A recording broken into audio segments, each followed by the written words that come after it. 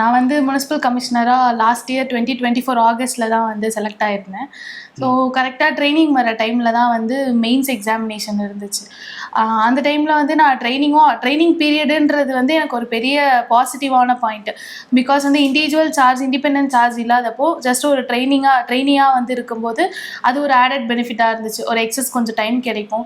And நம்மளை சுற்றி இருக்கவங்க வந்து கண்டிப்பாக சப்போர்ட் பண்ணுவாங்க. ட்ரைனிங்கில் தான் இருக்கேன், நல்லா படி, இண்டிபெண்டன்ட் சார்ஜ் எடுக்கிற வரைக்கும் உனக்கு கொஞ்சம் ஒரு ஃப்ரீடம் இருக்கும் அப்படின்னு சொல்லிட்டு. ஸோ அது வந்து எனக்கு ஒரு பெரிய ஆடட் பெனிஃபிட்டாக இருந்துச்சு.